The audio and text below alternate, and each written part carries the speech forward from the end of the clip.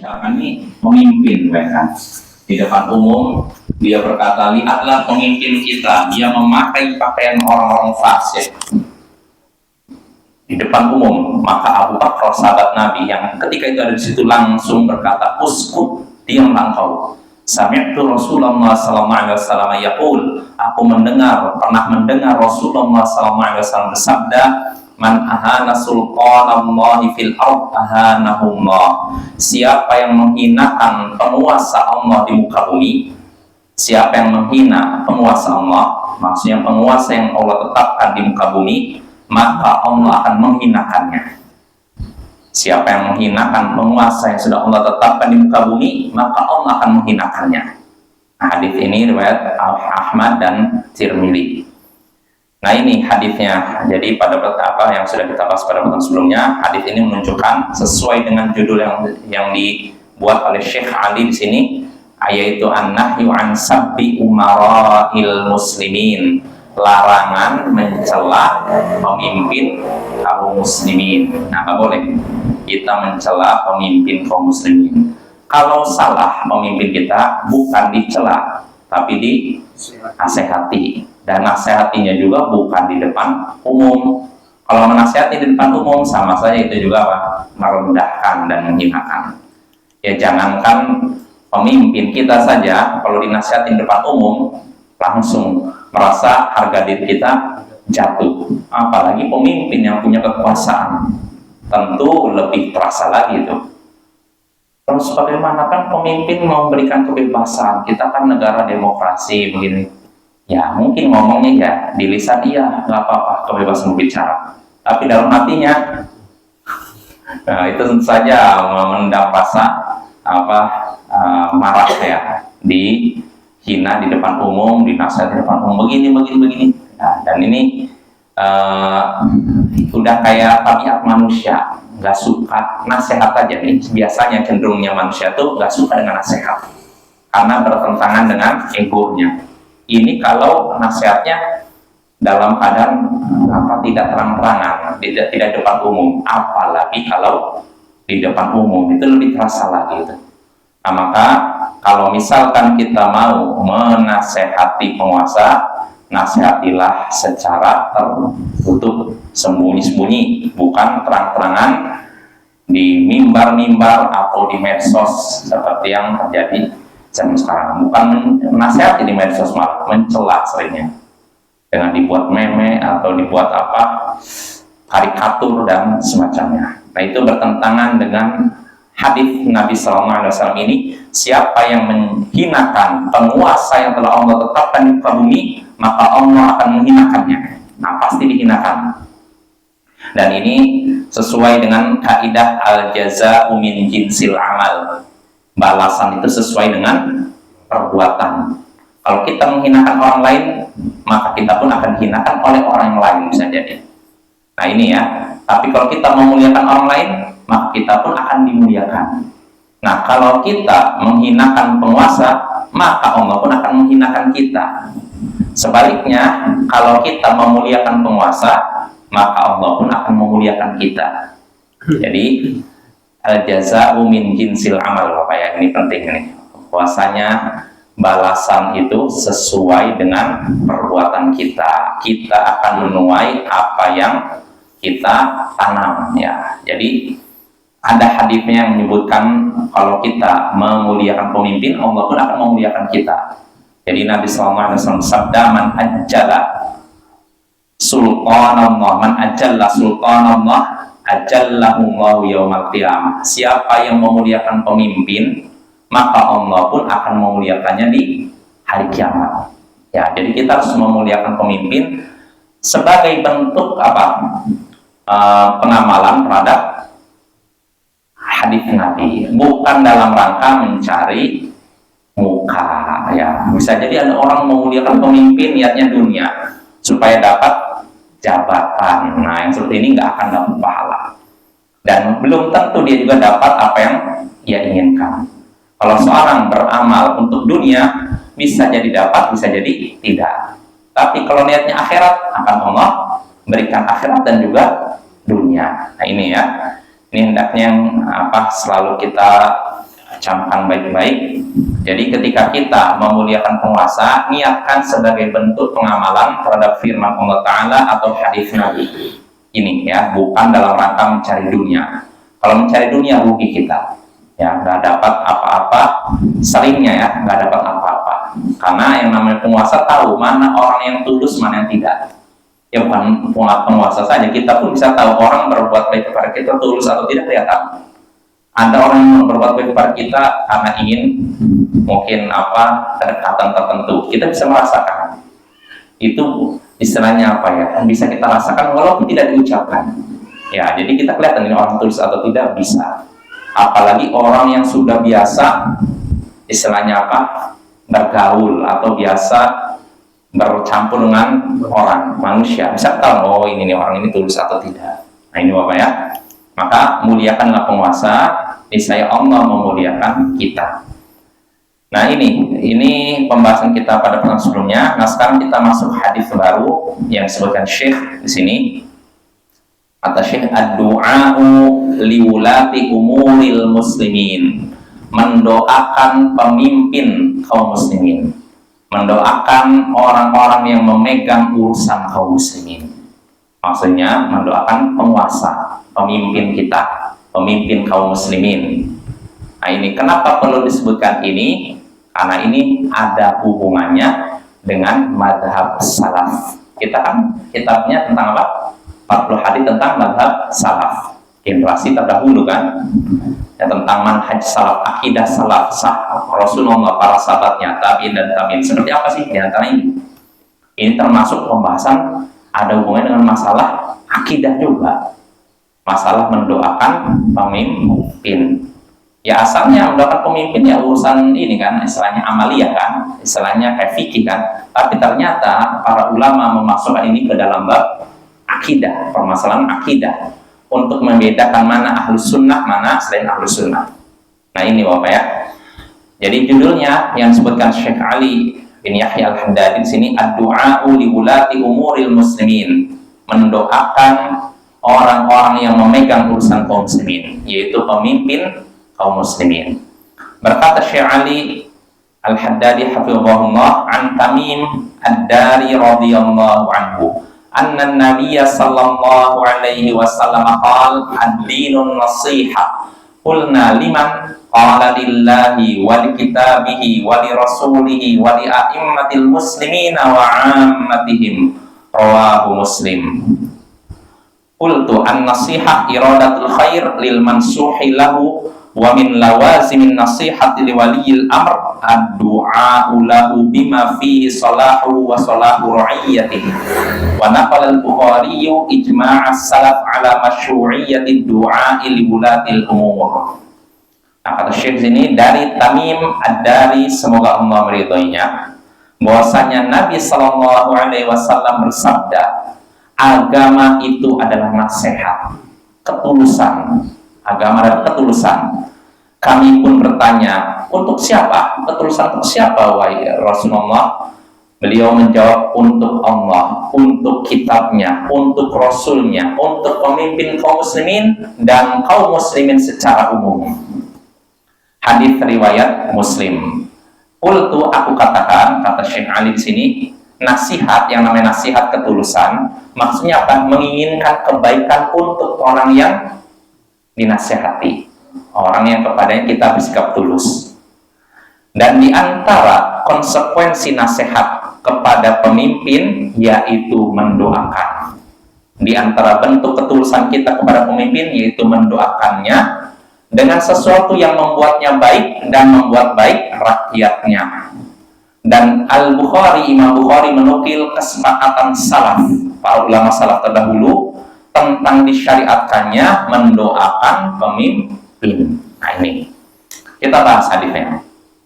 Hadisnya dari Tamim ad-Dari, semoga Allah meridhoinya. Nabi sallallahu alaihi wasallam di sini bersabda, ad-dinun nasihah, agama itu adalah nasihat, atau bisa juga diterjemahkan ketulusan. Makanya kan ada istilah taubat nasuha. Taubat nasuha artinya apa? Taubat yang sungguh-sungguh, tulus artinya, tidak main-main. Ya. Di sini Nabi menyatakan agama adalah ketulusan. Nah, para sahabat pun bertanya, kami katakan kata Nabi dari 5, untuk siapa? Ketulusan untuk siapa? Ketulusan kepada siapa? Maka beliau menjawab, lillah, ketulusan kepada Allah, wali kitabih, dan kepada kitabnya, wali rasulih, kepada rasulnya, wali a'immatil muslimin, dan kepada pemimpin kaum muslimin, wa amatihim, dan kepada kaum muslimin secara umum. Nah ini, agama adalah ketulusan untuk 5 ini. Pertama, ketulusan kepada Allah. Ketulusan kepada Allah maksudnya apa? Ikhlas. Artinya ketulusan di sini artinya menaati perintah Allah, menjauhi larangannya. Nah ini, ya, ketundukan, bisa tunduk kepada Allah, pada perintahnya, menjauhi larangannya. Dan ketulusan kepada kitabnya, yaitu dengan apa? Menjalankan aturan yang ada dalamnya, menjauhi larangan yang ada dalamnya. Ini kepada kitabnya. Kitabnya sini maksudnya apa? Al-Quran, ya. Dan kepada rasulnya, ketulusan kepada rasulnya. Jadi agama adalah ketulusan untuk siapa? Kepada siapa? Kepada Allah, kepada kitabnya, dan kepada rasulnya. Rasulnya siapa maksudnya? Nabi Muhammad SAW. Apa contoh ketulusan? Apa bentuk ketulusan kita kepada rasul? Ta'atu fima amar, kata Syekh Muhammad bin Abdul Wahab, menaati apa yang beliau perintahkan. Terus apa? Wajtinabu ma naha anhu wa zajar, lalu menjauhi apa yang beliau larang. Ya, pertama, kalau Nabi memerintahkan sesuatu, kita kerjakan semampu kita. Kalau Nabi melarang dari sesuatu, kita tinggalkan. Ya. Wa tasdiqu fima akhbar, lalu berikutnya juga yaitu membenarkan apa yang beliau kabarkan. Nah, ini salah satu bentuk ketulusan kita kepada Nabi. Apapun yang dikabarkan oleh Nabi, hendaknya kita benarkan. Ya, itu benar, tidak mungkin salah. Walaupun akal kita belum bisa mencernanya. Kalau memang itu sabda Nabi, hadisnya sahih sampai kepada Nabi, kita benarkan. Walaupun akal kita benar nggak ya, saya masih belum bisa memahami, pokoknya yakin 100%. Jadilah kita seperti Abu Bakar As-Siddiq ketika peristiwa Isra Mi'raj, Bapak. Itu kan peristiwa yang mengguncang itu. Orang-orang Quraisy ketika Nabi mengabarkan, saya tadi malam dari Masjidil Haram ke Masjidil Aqsa, setelah itu Masjidil Aqsa ke Sidratul Muntaha, langit ketujuh sana, dalam waktu 1 malam. Ditertawakan oleh orang musyrik Quraisy. Wah, Muhammad ini kan, kita aja kalau pergi ke Syam, dari Mekah ke Syam butuh waktu sebulan. Muhammad cuma 1 malam, terus dia mau katanya aku naik ke atas langit ketujuh. Ditertawakan. Nah, sebagian orang masuk Islam jadi ragu lalu murtad. Karena bagi mereka nggak masuk akal istilahnya kan. Masa dalam waktu semalam Masjidil Haram, Masjidil Aqsa, terus langit ketujuh, nggak masuk akal. Akhirnya apa? Ditanyakan kepada Abu Bakar As-Siddiq, gimana nih? Temanmu katanya mengaku pergi ke Masjid Aqsa lalu naik ke langit ketujuh 1 malam. Namun kata Abu Bakar, seandainya ia mengabarkan yang lebih aneh lagi, saya tetap membenarkannya. Bayangkan. Makanya sejak hari itu Abu Bakar digelari apa? As-Siddiq, sosok yang membenarkan. Jadi walaupun apa yang dikabarkan Nabi seolah-olah nggak masuk akal, Abu Bakar membenarkan. Nah inilah hendaknya kita seperti itu, Bapak ya. Jadi kalau memang kita mendengar hadis Nabi yang sahih, sekali lagi sahih ya, bukan hadis yang palsu atau lemah. Kalau hadisnya sahih, terima, pegang 100%. Kita akan benar dan tidak mungkin salah. Contohnya seperti hadis tentang lalat yang hinggap di minuman. Ini dalam Sahih Bukhari, kalau ada lalat hinggap di suatu minuman, celupkanlah lalu buang lalatnya. Karena di satu sisi sayapnya ada racun, di sisi sayapnya lagi nawar. Ini bagi sebenarnya masa lalat kok ada penawarnya? Lalat kan isinya cuma kotoran katanya, hinggap di tempat sampah, hingga nggak saya terima. Saya lebih baik mendengarkan ucapan dokter kafir daripada menerima hadis ini. Nah, ada yang seperti itu. Jadi lebih percaya ucapan dokter kafir yang menyatakan lalat itu nggak ada kebaikannya, nggak ada apa obatnya, daripada menerima hadis ini. Nah ini bahaya Bapak ya. Ini kan ada dalam Sahih Bukhari, walaupun dalam Sahih Bukhari. Nah orang seperti ini tidak tulus kepada Nabi kita, tidak seperti Abu Bakar. Abu Bakar benar-benar luar biasa Bapak ya. Dia benar-benar membenarkan kabar Nabi walaupun akalnya masih belum bisa menerima, masih belum bisa mencerna bagaimana orang dari Masjidil Haram ke Masjidil Aqsa. Ini harusnya sebulan nih, tapi beliau satu malam plus langit tujuh. Nah, ini sesuatu yang mengherankan, tapi Abu Bakar Siddiq benar-benar yakin bahwa beliau benar. Sampai ketika sudah di hadapan Nabi, beliau bertanya Abu Bakar, wahai Rasulullah, saya dengar dari orang-orang bahwasanya Anda pergi ke Masjidil Aqsa, terus naik ke Sidratul Muntaha, bertemu dengan Allah di atas langit ketujuh. Bagaimana wahai Rasulullah? Kata Rasulullah, dalam perjalanan saya menyaksikan ini. Sebutkan satu persatu. Nah, setiap kali Rasulullah menyebutkan suatu kejadian yang beliau lihat, Abu Bakar berkata, "Sadaqta, engkau benar. Asyhadu annaka Rasulullah." Aku bersaksi bahwa engkau adalah Rasulullah. Rasulullah jelaskan, aku di sini menyaksikan ini. Engkau benar, aku bersaksi bahwa engkau adalah Rasulullah. Begitu terus sampai beliau selesaikan ceritanya, engkau benar, aku bersaksi bahwa engkau adalah Rasulullah. Yaitu makanya sejak kejadian itu beliau dapat gelar apa? As-Siddiq. Makanya sering kita kalau baca Abu Bakar As-Siddiq ya, itu orang yang membenarkan apa ya. Artinya imannya ini nggak gampang apa ya. Kalau kita seringnya ragu, ya Rasulullah ngabarkan begini, benar nggak ya? Ini Bapak ya, ini berarti kita harus perbaiki iman kita. Nah ini Bapak membenarkan apa yang dikabarkan Nabi, walaupun terasa aneh. Ini sekali lagi hanya berlaku pada kabar Nabi. Adapun kabar yang tidak jelas dari orang yang katanya ngaku wali, kalau kita meragukan nggak masalah. Apalagi kalau orangnya tidak jelas akidahnya, tidak jelas ibadahnya.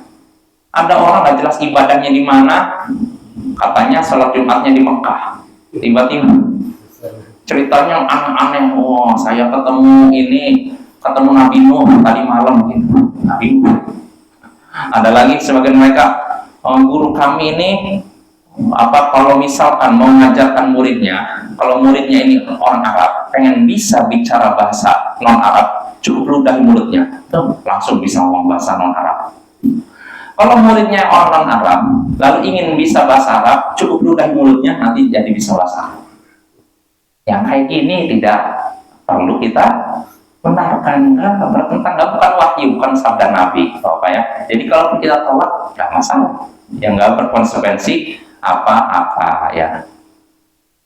Nah ini Bapak ya, jadi yang tadi yang hendaknya kita menerima kabar dari Nabi, walaupun akal kita belum cerna, ini kabar Nabi ya, harus kita terima kalau memang sahih sampai kepada Nabi.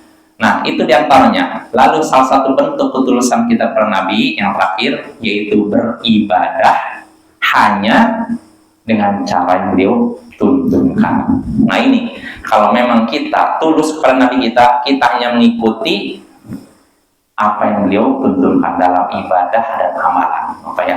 Ini dalam masalah agama, masalah apa istilahnya ritual ibadah. Ada masalah dunia, kita diberikan kebebasan. Ya, jadi kita mau melakukan apapun selama nggak ada larangan silakan. Tapi kalau masalah agama, saya mau melakukan ini, ada tidak perintah dari Nabi? Coba cari, nggak ada, sudah dilakukan. Kalau ada, kerjakan. Mudahlah dia Bapak ya. Kalau masalah ibadah, kita jangan langsung melaksanakan sampai tahu perintahnya. Kalau tidak ada perintahnya, nggak usah. Tapi kalau masalah dunia, kerjakan sampai ada larangannya. Nah itu ya. Nah itu salah satu bentuk ketulusan kepada Rasul. Lalu berikutnya, kan agama itu ketulusan kepada Allah, kitabnya, Rasulnya, dan kepada pemimpin kaum muslimin. Nah, seperti apa bentuk ketulusan kepada pemimpin kaum muslimin? Di antaranya apa? Menasehatinya, menaati perintahnya selama tidak bertentangan dengan aturan Allah dan Rasulnya. Ya, kalau pemimpin memberikan aturan begini, misalkan rakyat harus menyediakan atau melengkapi kartu identitasnya harus begini, ya kita taat. Itu untuk kepentingan kita juga, untuk kemaslahatan kita.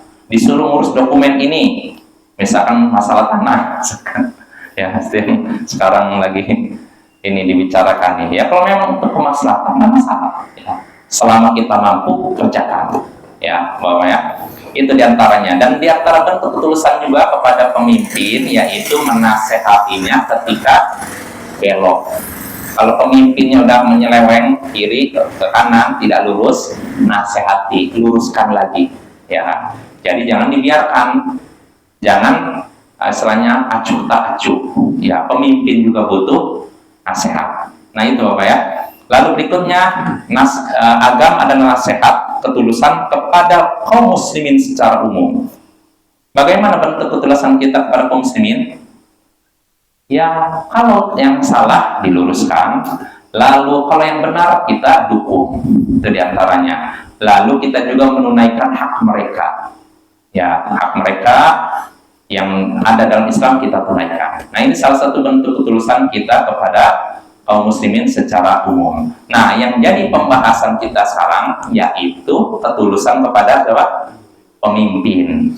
Nah, tadi sudah kita bahas contohnya apa? Yaitu menaati pemerintah mereka selama apa?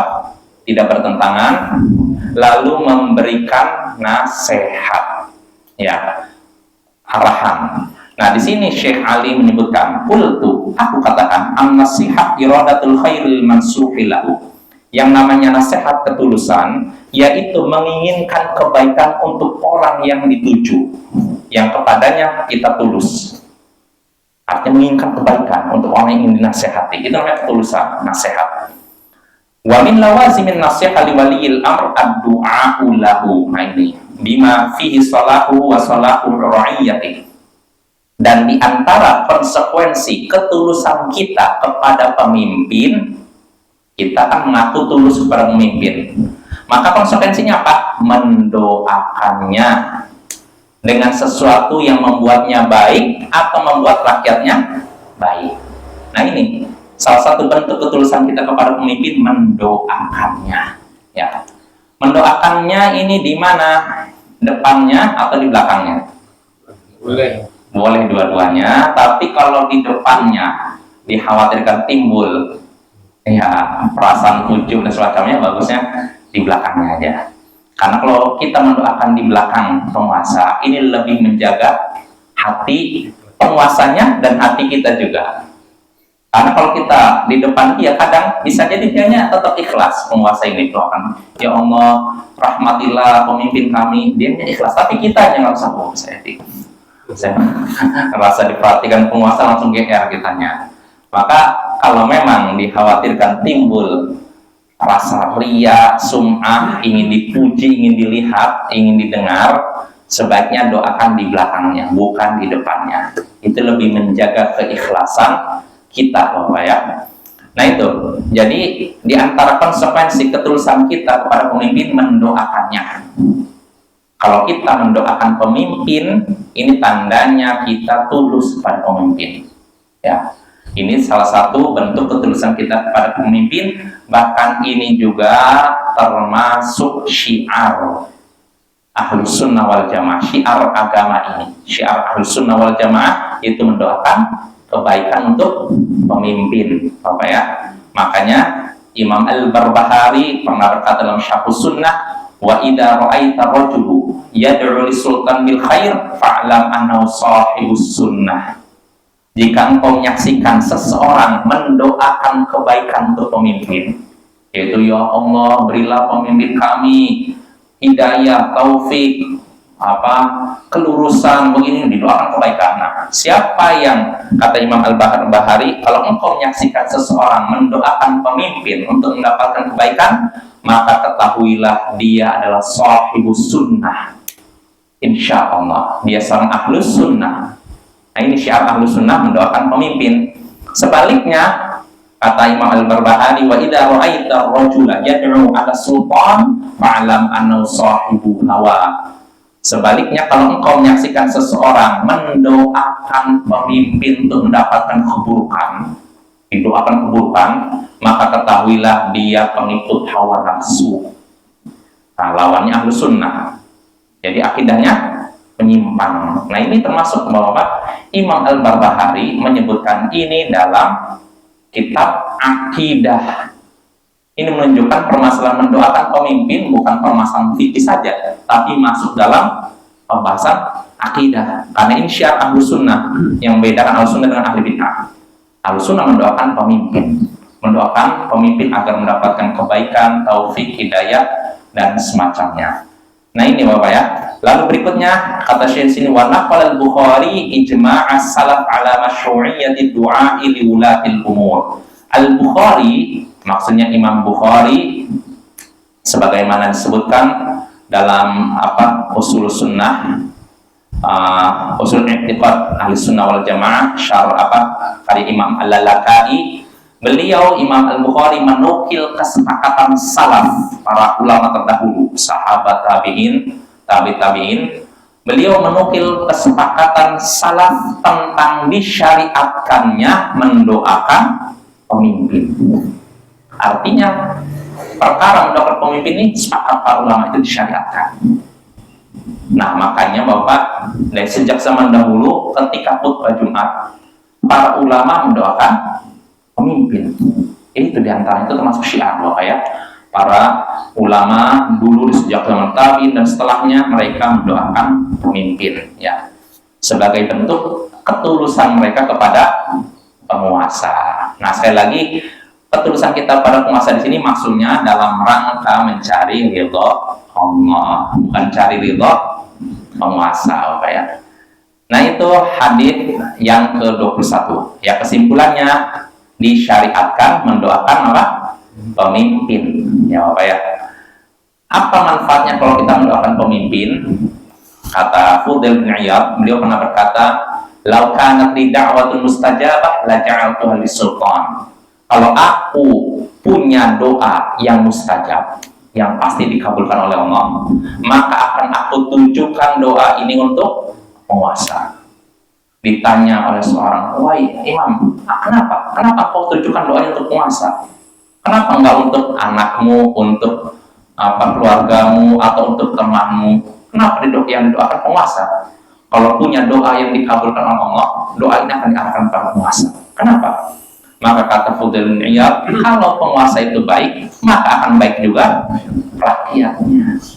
Tapi kalau penguasa yang buruk, rakyat pun akan buruk. Maka doakanlah Bapak ya, para pemimpin kita yang ada di negeri kita. Mudah-mudahan Allah berikan mereka hidayah, petunjuk, taufik, agar mereka berada di jalan yang lurus dan benar, ya, tidak menyimpang. Nah, itu Bapak ya. Jadi ini syiar Ahlus Sunnah, maka hendaknya kita praktekkan itu dalam kehidupan sehari-hari kita. Jadi jangan cuma slogan saja, oh Ahlus Sunnah mendoakan penguasa untuk mendapatkan kebaikan, cuma dibahas dalam kitab aja, nggak kita praktekkan dalam kehidupan sehari-hari. Kita praktekkan kalau bisa doa. Dan ucapan tadi Bapak, seandainya aku punya doa yang dikabulkan oleh Allah, yang pasti dikabulkan oleh Allah, niscaya akan aku doakan penguasa. Ini bukan dinukil dari Imam Fudail bin Iyad saja, tapi dari beberapa ulama salaf, di antara Imam Ahmad bin Hanbal dan semacamnya. Maka ini perkara yang hendaknya kita praktekkan juga dalam kehidupan sehari-hari. Nah, itu hadis yang ke-20 ya, 21. Nah, sekarang kita masuk pembahasan berikutnya, pembahasan yang penting juga. Kata Syekh Ali Al-Haddadi, kaifatan sahu'iyatu wulati amriha, bagaimana caranya rakyat menasehati pemimpin mereka. Nah, ini penting. Kita tulus kepada penguasa. Kita ingin menasihati penguasa.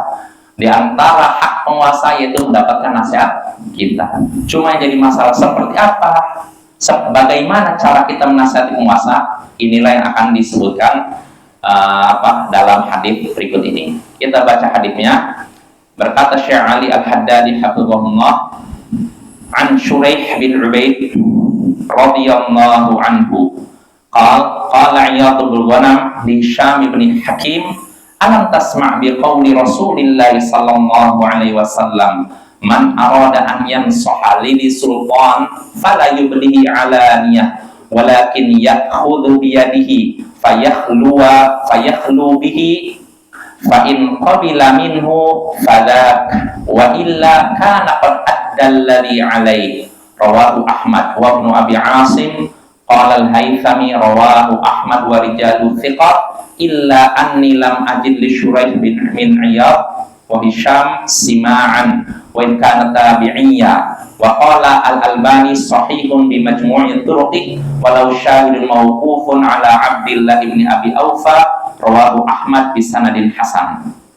Dari Shuraih bin Ubaid, semoga Allah meridhoinya, ia berkata Iyad bin Ghanam kepada Hisham bin Hakim, apakah engkau tidak pernah mendengar sabda Rasulullah SAW, siapa yang ingin memberikan nasihat kepada penguasa, maka jangan tampakkan itu secara terang-terangan, akan tapi hendaknya memegang tangannya, lalu berduaan dengannya. Jika dia menerima nasihat itu, maka itulah yang diharapkan.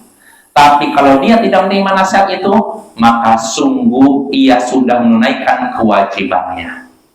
Hadits riwayat Ahmad, Ibnu Abi Asim, Al-Haythami berkata hadits ini riwayat Ahmad dan para perawinya thiqat. Hanya saja katanya di sini Haythami, saya tidak mendapati Shuraih dan Hisham mendengar dari sahabat walaupun dia tabi'iyah. Ya, ini pendapat Al-Haythami, Bapak ya.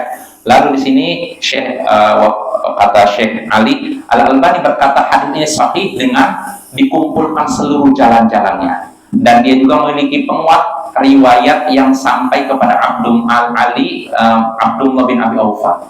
Artinya ini hadis kan marfu sampai Nabi, dikuatkan juga dengan hadis yang mauquf sampai sahabat Nabi Abdullah bin Abi Aufa, yaitu hadis riwayat Ahmad dengan sanad hasan. Ya, kesimpulannya hadisnya sahih atau hasan, bisa dijadikan hujjah. Nah, sekarang kita bahas hadisnya. Di sini hadisnya dari Shuraih bin Ubaid, dia berkata, Iyad bin Ghanam berkata pada Hisham bin Hakim, insan ulama tabi'in, apakah engkau pernah mendengar, tidak engkau mendengar sabda Rasulullah SAW, siapa yang ingin nasihati penguasa, maka jangan tampakkan itu secara terbuka, terang-terangan, tapi hendaknya memegang tangannya, lalu berduaan dengannya. Maksudnya apa? Artinya jangan berduaan tersembunyi jelaskan. Nah, kalau mau menasihati penguasa gitu, apa adabnya? Kita jangan terang-terangan kata Nabi, tapi kita pegang tangannya. Maksudnya nggak mesti megang, artinya kita arahkan penguasa ke tempat yang tertutup, lalu berduaan dengannya, nasihati. Nah, ini. Fa'in qabila minhu fada. Kalau ternyata penguasa ini setelah dinasihati, diarahkan, dia terima, maka itu yang dari kita harapkan. Alhamdulillah kan, terima kan. Wa illa, tapi kalau ternyata penguasa tidak mau menerima, karena qad addal ladzi alaihi, maka sungguh ia, orang nasihat ini, sudah menunaikan kewajibannya. Nah ini Bapak ya, jadi yang namanya nasihat itu nggak ada istilah memaksa. Kalau ada orang, saya memberikan nasihat kepada kamu dengan syarat kamu menerima nasihat saya, nah ini nggak beres ya. Kata Imam Ibnu Hazm, idza nasaghta bi syartil qabuli minka fa anta zalim. Kalau engkau memberikan nasihat dengan syarat nasihatmu diterima, maka engkau sudah berbuat zalim. Lihat tuh Bapak, kalau kita memberikan nasihat nih kepada seorang dengan syarat orang itu terima, maka kita sudah bersikap zalim pada dia. Jadi kita memaksa, nggak boleh. Kalau orang yang tulus memberikan nasihat, dia kalau misalkan diterima alhamdulillah, kalau tidak selesai, dia nggak akan marah, memusuhi dan semacamnya. Nah ini orang biasa, bayangkan. Maka bagaimana pula kalau penguasa yang punya kekuatan, punya kekuasaan. Jadi nggak bisa kita maksakan, pokoknya ini Pak Presiden, kalau bisa program makan ini ditiadakan, kalau tidak kami akan adakan demo besar-besaran. Nggak perlu begitu ya, cukup sampaikan, kalau terima selesai, kalau tidak terima sudah selesai tugas kita. Itu kalau sebenarnya Bapak, ini kalau perkaranya memang jelas-jelas mungkar, maka bagaimana pula kalau perkaranya masih samar-samar, Bisa jadi penguasa punya kebijakan A, kita mandang yang baik B, tapi kita sendiri nggak bisa memastikan A ini salah atau tidak ya, karena ada sisi itu. Jadi Bapak jangan kita tergesa-gesa langsung demo besar-besaran menolak kebijakan ini, program makan apa misalkan. Nah ini kita nggak tahu penguasa ketika bikin program mungkin tujuannya untuk kebaikan, tinggal disesuaikan aja dengan anggaran misalkan, itu aja. Kalau misalnya dibicarakan baik-baik, Pak Presiden ini sepertinya anggaran nggak akan mencukupi untuk ini, bagaimana kalau misalkan tidak setiap hari, misalkan bagaimana kalau seminggu sekali, nah itu masalah kan. Atau bagaimana kalau ini ditunda, misalkan nanti kalau APBN-nya udah bagus, nah ini masalah. Kalau diterima alhamdulillah, kalau tidak ya sudah, jangan marah. Jadi Bapak kalau kita ngasih saran, usulan, nasihat nggak terima marah, tandanya kita tidak tulus, ya tidak ikhlas. Jadi kita mementingkan pribadi kita, nggak seperti itu ya. Nasihati, kalau terima alhamdulillah, kalau tidak selesai tugas kita selesai.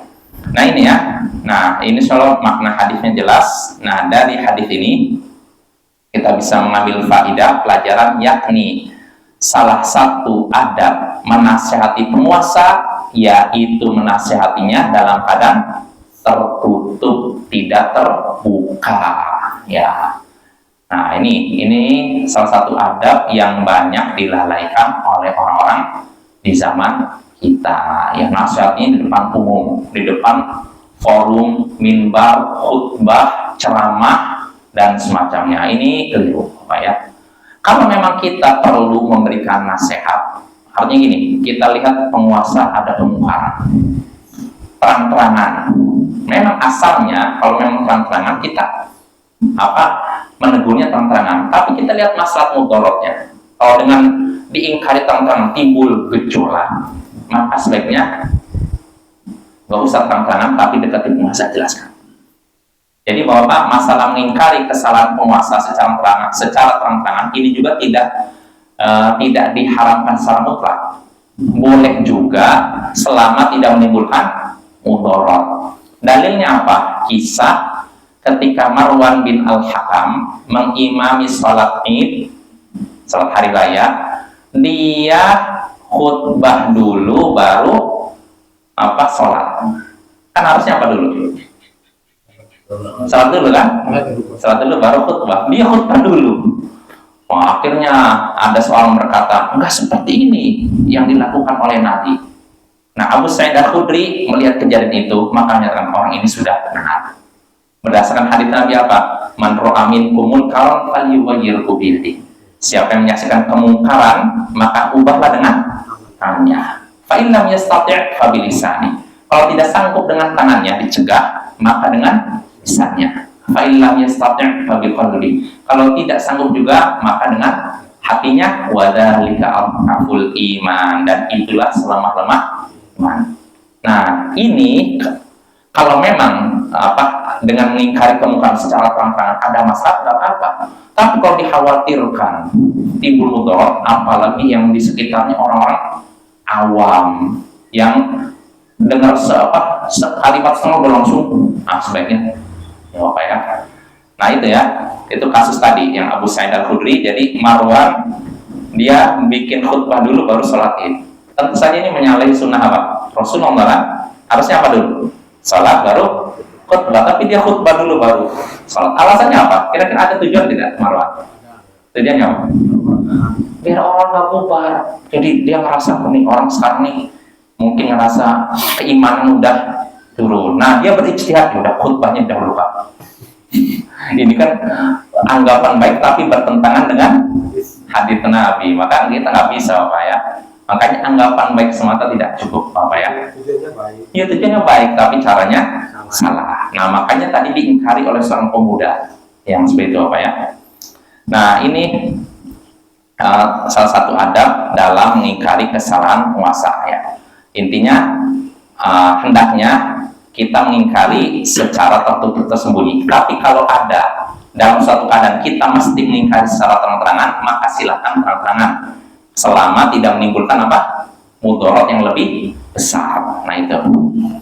Nah termasuk ini Bapak, misalkan kita misalkan ada dalam suatu pertemuan, misalkan ada presiden, gubernur, ini, lalu ada salah satu tokoh misalkan berbicara ceramah di hadapan pejabat, lalu ceramahnya ngawur, kemungkaran, kesesatan. Nah, kalau kita nasihati, dibantah sedikit di depan umum, kalau memang dengan dinasihati tidak menimbulkan gejolak apa, tapi kalau dikhawatirkan timbul gejolak, maka sebaiknya ditunda. Jelas apa ya? Bukan dibiarkan, ditunda. Maksudnya gini, nantilah sampai keadaan udah selesai, nanti dekati orang nasihati.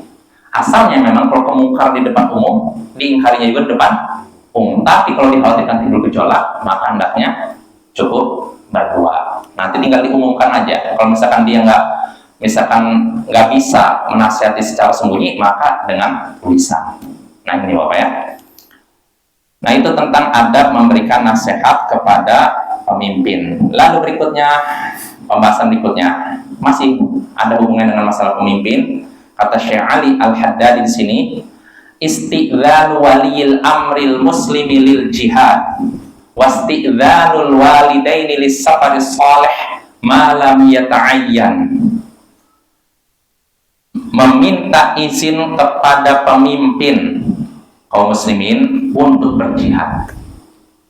Meminta izin untuk berjihad kepada pemimpin kaum muslimin dan meminta izin untuk pergi melakukan perjalanan yang baik kepada kedua orang tua selama itu tidak wajib hukumnya. Nah, jadi gini Bapak, pembahasan sekarang ini artinya kalau kita mau jihad maka harus izin kepada pemimpin, dan kalau kita mau pergi jauh harus izin kepada kedua orang tua selama jihadnya, perjalanannya tidak wajib. Gitu. Artinya kalau wajib fardu ain maka tidak disyaratkan minta izin kepada pemimpin, penguasa maupun kepada orang tua. Contohnya jihad bisa fardu ain diantaranya kalau musuh masuk ke negeri kita. Ya contohnya dulu Belanda menyerang Indonesia kan, itu fardu ain kan udah masuk kan. Nah maka kalau musuh udah masuk negeri kita, nggak perlu kita izin ke orang tua. Ini Pak, itu udah nyampe Muara Siberut, Belanda gimana? Nggak perlu, langsung pergi. Kondisinya kan musuh sudah masuk. Nah, ini jihad yang fardu ain, nggak perlu lagi izin kepada orang tua atau penguasa. Jadi nggak perlu juga musuh sudah masuk kita nelfon dulu Pak, menurut gimana nih? Musuh udah nyampe Muara Siberut, udah ke arah Islamic Center gimana? Nggak perlu, langsung kita usir. Jelas apa ya? Nah, yang jadi masalah itu kalau jihadnya yang tidak wajib. Contohnya jihad menyerang keluar, bukan diserang nih, tapi menyerang. Bisa dibedakan ya. Kalau diserang ini perangnya, jihadnya wajib fardu ain bagi semua orang yang ada di situ. Tapi kalau jihad menyerang, ini kan tidak wajib untuk semua muslim kan. Nah kalau jihad yang menyerang, nah kita mau ikut jihad model gitu, mesti izin kepada pemimpin. Jangan asal pergi aja. Karena kalau asal pergi aja nanti timbul apa? Gejolak, nanti timbul keresahan. Ya contohnya masalah kontemporer lah, pergi ke Palestina, mau jihad ke Gaza, ini mesti izin dari penguasa. Kalau enggak ribut, karena bapak nanti kalau ada apa-apa nih, kita pergilah, saya pokoknya bela kaum muslimin tertindas sana. Nyampe Gaza, nggak punya pengalaman perang, menyaksikan rudal, dia nangis, minta pulang. Akhirnya pemerintah Indonesia yang pusing ngutus duta besar untuk menjemput satu orang Indonesia yang nangis di Gaza. Kan ini repot ya. Makanya mesti izin. Ya ini insya Allah akan kita bahas pada pertemuan berikutnya ya. Wassallallahu ala nabiyyina Muhammadin wa ala alihi wa sahbihi ajma'in. Wa akhiru da'wana alhamdulillahi rabbil alamin. Assalamualaikum warahmatullahi wabarakatuh.